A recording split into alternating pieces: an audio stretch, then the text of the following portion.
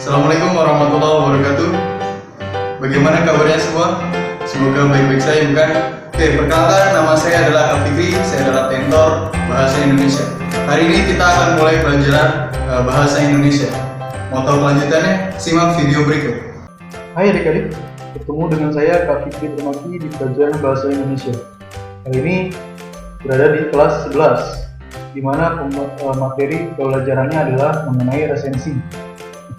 Apakah resensi itu? Mari kita simak.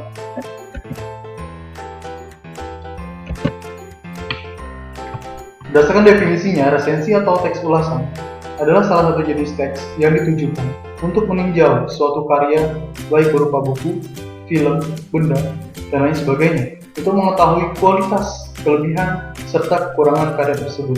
Jadi tujuan resensi adalah seperti itu. Kita bisa mengetahui kualitas buku, kelebihan, bahkan kekurangannya.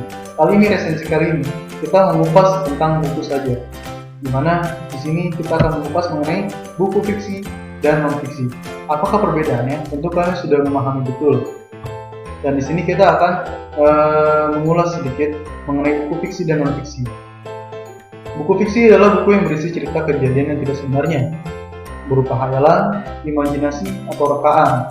Kalau kita melihat sinetron atau FTV, di akhir cerita pasti ada tulisan cerita ini hanya fiktif belaka. Nah, berarti cerita fiktif tersebut merupakan cerita fiksi, cerita hayalan, cerita imajinasi, atau cerita rekaan, hanya dibuat-buat saja. Nah, contoh buku fiksi di sini adalah cerita anak, dongeng, novel, cerita pendek, fabel, komik, dan lainnya. Lalu di sini buku non-fiksi adalah buku yang berisi kejadian sebenarnya yang disampaikan menurut penulis. Dibuat berdasarkan fakta dan kenyataan.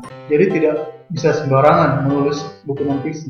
Kita harus mencari tahu datanya, informasi yang benar-benar akurat seperti apa, hingga kita mampu menulis buku non-fiksi itu dan diterbitkan dan dibaca oleh para pembaca. Contoh buku non-fiksi yaitu buku pelajaran, ensiklopedia, esai, jurnal, dokumenter, biografi, laporan ilmiah, dan lainnya.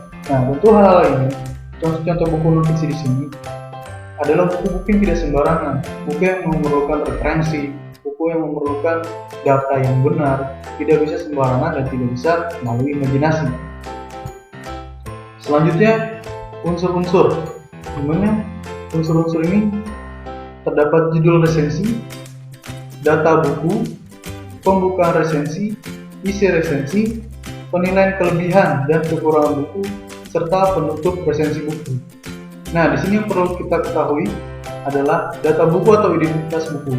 Di sini identitas buku terdapat judul, pengarang, penerbit, tempat terbit, ISBN, tahun terbit beserta cetakannya, jumlah halaman, tebal buku, serta harga buku.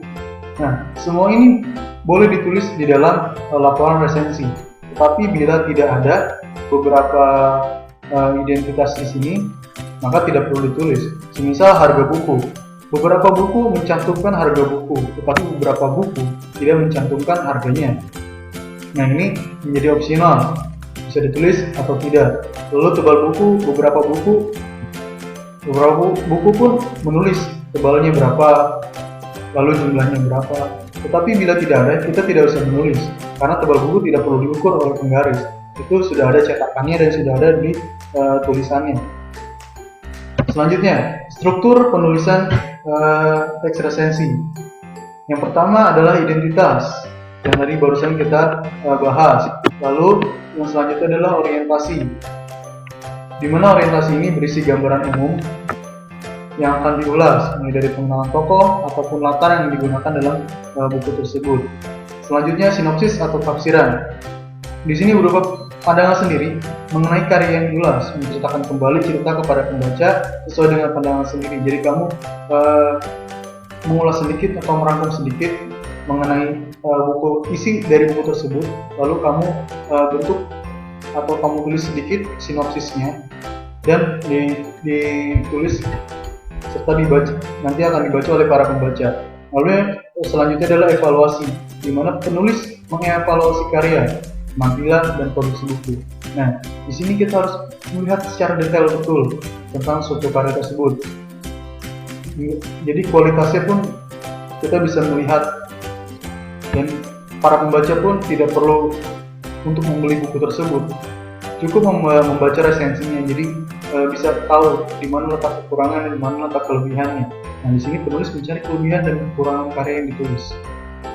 Serta yang terakhir adalah rangkuman. Penulis memberi sedikit ulasan yang berisi simpulan karya tersebut. Selanjutnya adalah langkah-langkah meresensi buku. Yang pertama, kita harus mengenali semua aspek buku yang diresensi, mulai dari tema, deskripsi, hingga jenis buku tersebut. Lalu yang kedua, membaca buku yang akan diresensi secara komprehensif, cermat, dan teliti. Kita harus membaca buku secara keseluruhan. Jadi kita tidak boleh membuat resensi tanpa membaca. Nanti isinya akan tidak sesuai dengan isi buku yang ada. Lalu selanjutnya menandai bagian-bagian buku yang diperhatikan secara khusus dan menentukan bagian-bagian yang dikutip untuk dijadikan data. Nah, ini penting sekali. Bagian-bagian mana yang menurut kita penting itu kita tandai. Dan lalu kalau bisa kita tulis dan tentukan bagian akan dijadikan data nantinya. Lalu selanjutnya membuat sinopsis atau intisari dari buku yang akan diresensi. Lalu yang terakhir adalah menilai kualitas buku yang diresensi. Ini kita tidak boleh sembarangan. Jadi kita harus menilai kualitas buku, makanya kita harus melihat, bukan hanya melihat covernya saja, tapi melihat isinya. Kira-kira ada nggak sih typo atau kesalahan penulisan, atau adanya gambar tapi tidak berwarna. Nah, itu semua akan masuk ke dalam penilaian.